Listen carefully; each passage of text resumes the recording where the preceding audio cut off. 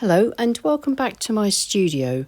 It's Lois here from Lois and Morgana Davidson Art, and let's paint some more mountains. I'm going back to Scotland again for my inspiration in the beautiful bleak moorlands and the majestic mountains of Scotland with a fairly dramatic sky, and I want to try to paint the mountains lost in the mist or the clouds across the top, like this reference photograph that I'm inspired by from Pixabay. I'll leave a link in the description below.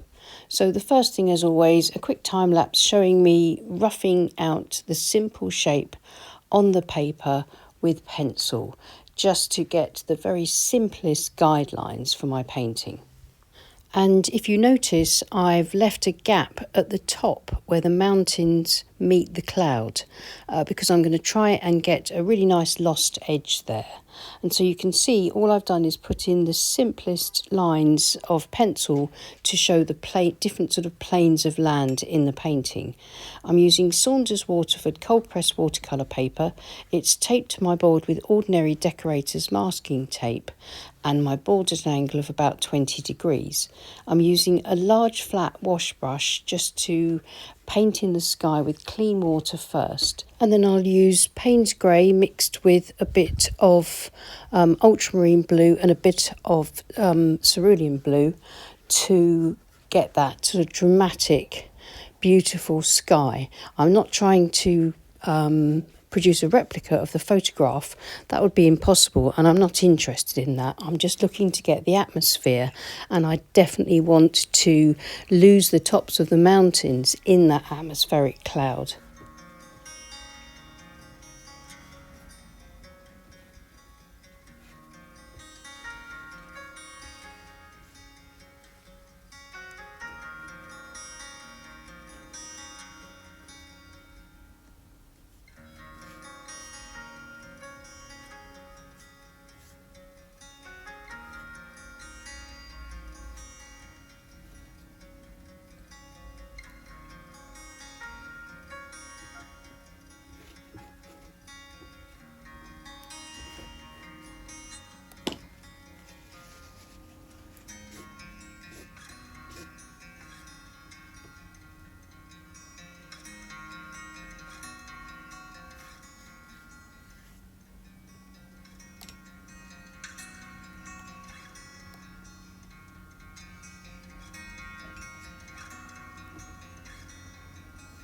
And now, using the same brush, I've rinsed it out and dipped into some raw umber mixed with that same blue, and also I'm going to start dipping into raw sienna and burnt sienna along with that brown mix and start to build up my distant mountains. And then I'll be bringing those same colours down in varying amounts, scraping them across the dry page for this part of the painting. So the sky's painted wet in wet. The land is now going to be painted wet onto dry, so I can get some beautiful texture, increasing the value and the textural qualities towards the front of the painting in the foreground to produce my suggested detail for this very loose experimental painting.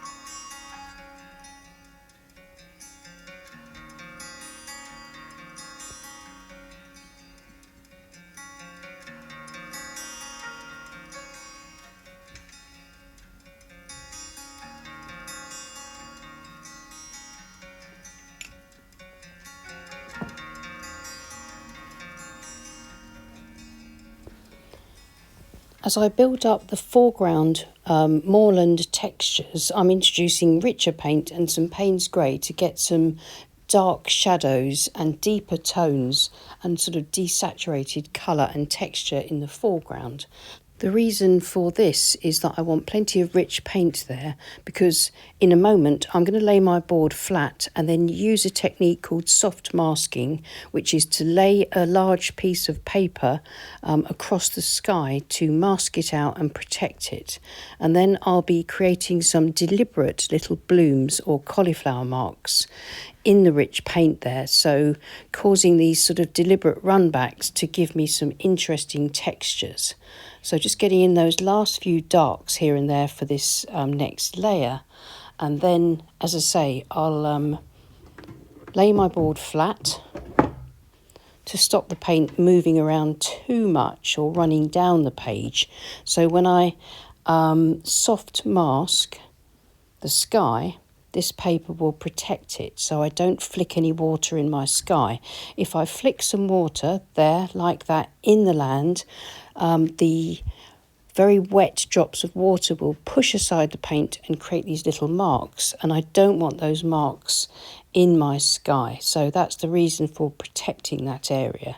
I'm hoping you can sort of see that those water drops are pushing the paint away and giving me some interesting effects. Now that will continue to work a little bit like salt effects, but less drastic, and just hopefully give me even more texture and interest in my moorland. A few little scrapes here and there with the tips of my palette knife will give me some just slightly stronger sort of weeds and shrubs and moorland plants in the foreground, but not too many, just a few little blades catching the light. And now I'll leave it to dry completely.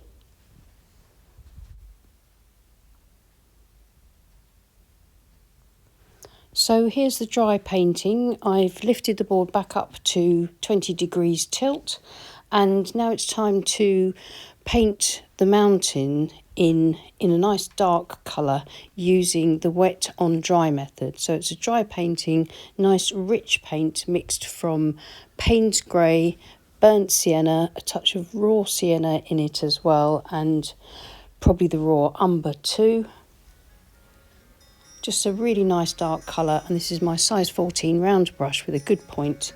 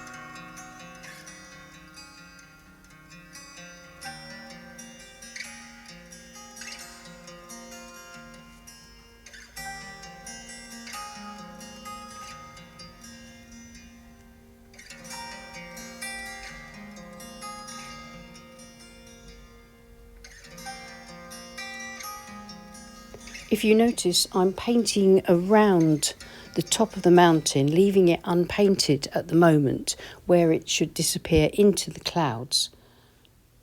That's because I want to soften that area back, so I try and get that illusion of the clouds covering the mountain. So I'm getting in the rich dark paint surrounding that, working around the paint that's already there, the browns, so I can bring this really dark sort of peak of the mountain into existence. Now I've washed out my brush. It's damp, it's clean, and I'm using it just to literally soften back the hard edge there. changed to a soft mop brush. This is a size 14 mop. You can see that this damp mop brush is doing a better job of softening out the top of the mountain, and hopefully that soft edge against the very hard, dark, contrasting edges of the mountain will give me that lost in the clouds and the mist effect. Then I shall just continue to paint the mountain until the shape looks about right.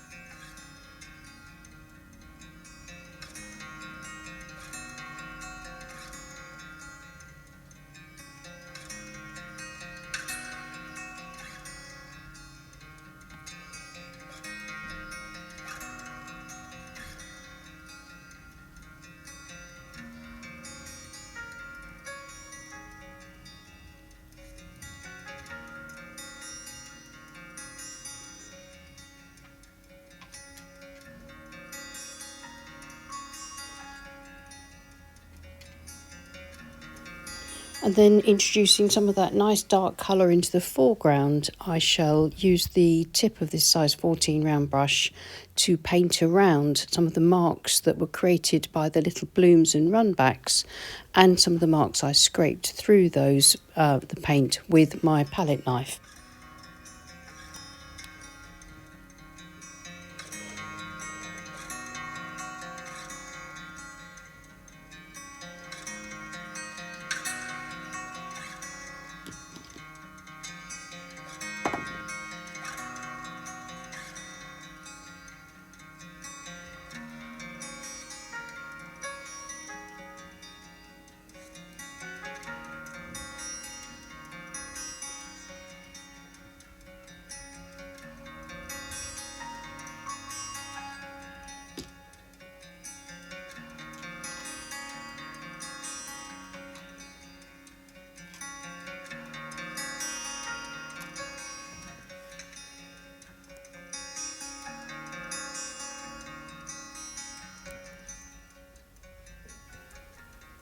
And then just glazing some grey across the mountains for some cloud shadows.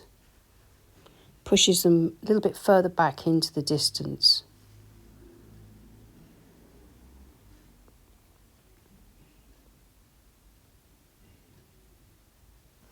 And now using my sky colour, so it's ultramarine blue with a touch of Payne's grey and a touch of cerulean blue, and just a little bit of colour in the lake, just keeping it nice and simple, just to suggest that distant lake.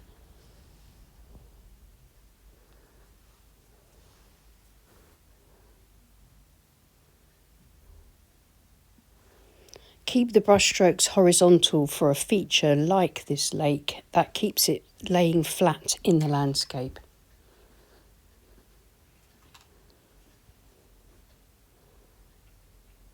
Then just a few final touches here and there.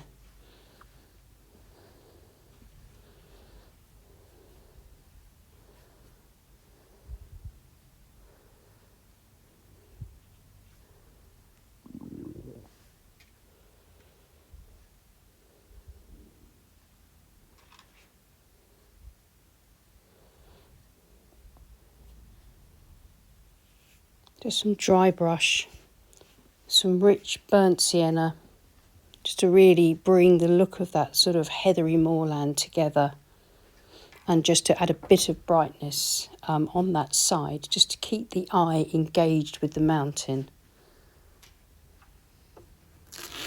And I think I'm going to call this finished. So removing the tape helps me to see how the painting looks. Once all those scruffy brush strokes are gone that had gone over the tape, the painting looks a bit more finished, so we can see it with fresh eyes and see if it needs any adjustments to be made. And off camera, I've just put in a few little darker bushes and shrubs on the near side of the lake bank. But I'm going to call that finished now. I'm really pleased with that. I think my mountain lost in the clouds or lost in the mist sort of works. So I'm really pleased with this as a method for getting those kinds of effects in paintings. And I hope you found it interesting and helpful. So many thanks for watching. Please leave us a like and subscribe to our channel if you haven't already. And thank you very much to everyone that supports us on Patreon. We really do appreciate you, and we couldn't run the channel without you. So I'll see you again soon. Take care and happy painting. Bye.